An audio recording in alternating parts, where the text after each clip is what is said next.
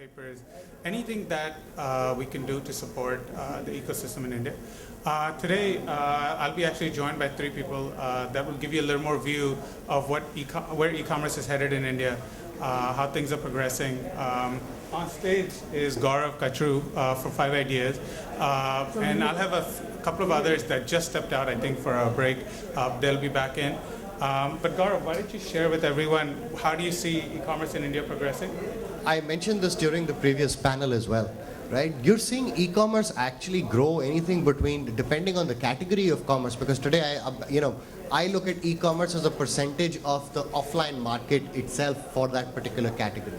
But you're seeing e-commerce grow at anything between 35 and 85% for each category, right?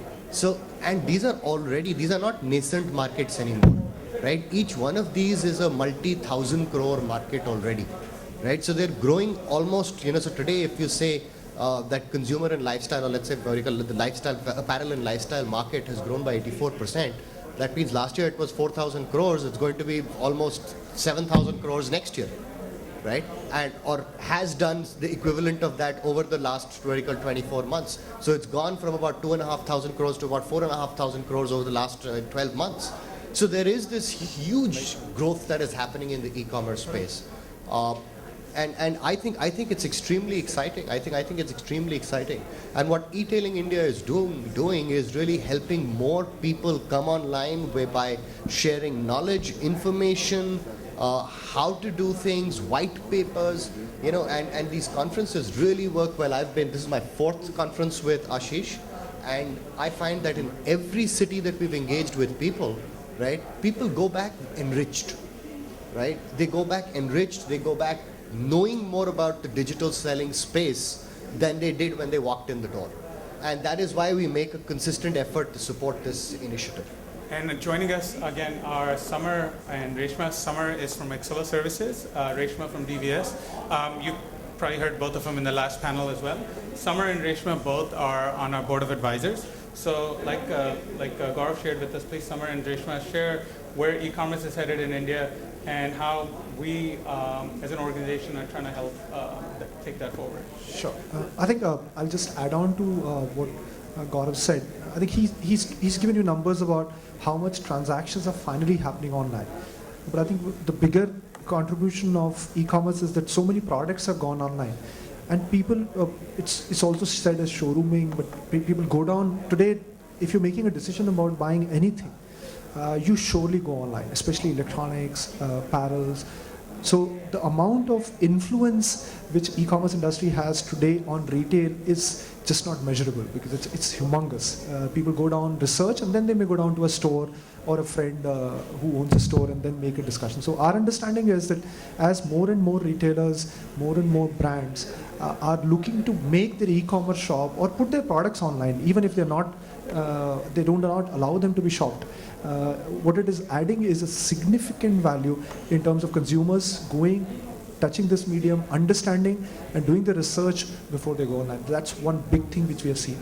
Another big thing which we are seeing is, which is slowly we're discussing, is that technology is also going to impact within the retail store. So today, if you'll see within the retail store, the only piece of technology is the POS, where if you go down, you give the money, and they press they swipe the card or take the cash and give you a voucher.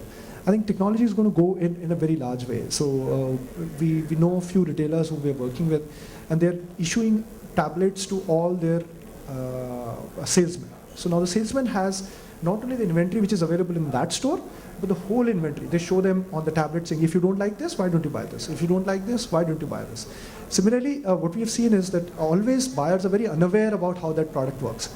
Today also with limited talent pool, very few people are trained to showcase a product very well. So let's say it's a mobile phone, what all it can do. A salesman is trained, let's say for 10 minutes, 15 minutes on that product.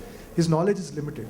So technology is allowing him to show that product, the video of that product, what it can do for you on that tablet. And again, the technology is significantly contributed. Today, that's not getting counted as e-commerce, but I think the impact is far bigger, and we see that this impact growing as retailers start adopting technology. Online commerce in India is, as we all know, is growing very, very phenomenally. And you look at the last report by Comscore, which even showed the year-on-year growth from March 12 to March 13. We are considered now to be the third largest user in the world after the US and China, and that's pretty phenomenal if we look at our market penetration. And what it tells us is also about the opportunity that is there for businesses today. And I think that's a major thing that we are working here together to promote to the audience, to promote to people, to understand how to succeed in this very huge opportunity that's before us across the world. Not only for the growth of the internet and our penetration, but the customer spend. There's a very interesting book that was out, and I give credit to the Boston Consulting Group here. India consumption is forecast to be at $3.6 trillion by 2020. That's a phenomenal spend, and if you divide it between even urban and rural population, that's a huge segment that is available for businesses to delight, because it's all about customer delight.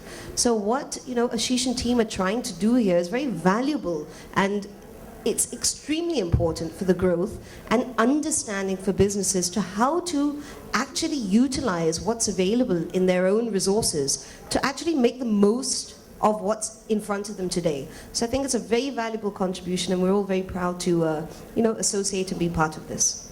Great, thank you guys. One of the points that everybody mentioned, and I think which is the next set that we wanted to talk about, is we're launching a small white paper on omnichannel retailing. And I think everybody here mentioned, someone mentioned POS, Reshma is in the same field, where omnichannel retailing is what is becoming the in thing. All the retailers are looking to implement solutions, to implement strategies where they're seamlessly selling to consumers. The consumers are able to contact them across any channel. And I think you guys have a copy of a white paper we have just published today on omnichannel retailing. And please go through it. I want to share your guys' thoughts on omnichannel retailing. What is it? What is the future? How does it look? So it's not the future, it's the current. I mean, let's be realistic. It's not the future, it's the current. He used a beautiful example of researching online and buying offline. If you look at half of our automotive purchases in urban cities today, right, more than half of them, automotive research is actually, and this is studied data, right, more than half of the people who are buying vehicles are actually researching them online, right, and then walking into a showroom or walking into multiple showrooms and then making a decision and then finally coming back. But it's already supported by research online. Now the same person in the same example has used the internet, probably uses the phone to call these people, walks into a showroom and makes the final purchase. Now this is, again, you're selling through 3 different mediums, right, at the same point in time. So it's not the future, it's now. Right? I mean, first and foremost, that's something that we need to recognize. I mean, you have to reach out to your end consumer through all of the mediums that he's already accessing. And this was a very basic example. If you look at more complicated or more realistic examples of bigger, other purchases, you'll find that this is just absolute reality, right? So I was looking to buy a boot. I walked into a Steve Madden shop. They said that they don't have it. Why don't you go to our online store and pick it up, right? Instantly. As a matter of fact, they also had a discount running on their online store. So I actually ended up getting that boot 3,000 rupees cheaper than what they would do, and they did it on their POS over there, right? So omnichannel retailing is real and it's here today, and it's going to stay. So the quicker people reconcile with it and build strategies around it, the better it is for the retailers themselves. So just one point I wanted to add. I think multi-channel is today. Omnichannel in India is still not there. Omnichannel is where the customer buys anywhere, returns anywhere. It's an integrated CRM system. It's an integrated process. I don't see that at any particular retailer as of today. So it is happening, right? If you buy, in the same basic example, if I buy a Maruti car in Delhi, right, out of Sikand Motors or whoever, right, I can get it serviced in Chandigarh in my warranty service, right? I just need to have that voucher with me, right? So I'm saying it is happening. The shoe that I bought online, I can return to a physical store, right? So I'm actually saying it's happening. It's not happening enough. Okay. And the faster people reconcile with it, right, and come to grips with it, right, the better it is for the retailers and the industry overall. Correct. Samar? I think I personally have seen this, that I think retailers' systems are not ready to handle this. So the current retail system is more equipped that the goods move from warehouse to the retail store, customers come in, they buy it, and the goods are given from this front. But my understanding is consumer is ready. Consumer doesn't care what your ERP is, what your warehousing system is, what limitation do you have of this entire thing. What they are looking at is, I go to a store or I go to a web store, I go to my mobile, I buy my product, I need to get exactly the same service I get in the store. I need to be given exactly the same quality product which I have. If I have a problem, I can go to a store, I can go to a warehouse, I can go to a dealer, and it should be serviced. My understanding is that I think it is taking time for retailers to adapt their current systems and move in this direction. And it is an investment which they need to make. My understanding is that consumer is absolutely ready. They have no option except to move in that direction. How fast? I think that's what Ashish and team is trying to do, saying that, okay, retailers understand this, brands understand this, and move in this direction fast, because it's a movement. They cannot stop it. It is going to come.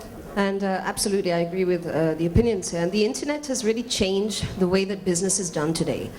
We can say e-commerce, we can say m-commerce, we can say c-commerce, t-commerce. At the end of the day, it is all enabled through the internet. It's now about which device is the consumer connecting to the brand from. So this is going to continue to evolve. It's going to continue to innovate and grow. And we'll have very many more channels of consumerism that are coming in. So absolutely, how is the brand integrating the customer experience across all of the various touch points? That's really the key for the brand to succeed, because if, as a consumer, we've identified we're having different experiences on different channels, we're not going to be delighted. We're not going to be loyal to a particular brand. If I have an offer and I go into the store and I'm told, I'm sorry, this is only redeemable online, I won't like it. I've made the hard work to come into the store. You should allow me to redeem my offer in the physical store. And then later when I go home and check my account online, it should be reflected. So we need to have real-time exchange of data across all of the mediums to ensure a delightful experience for the customer. And I think that's the focus of brands and retailers today. To succeed in that will enable them to really retain customers at a much greater depth.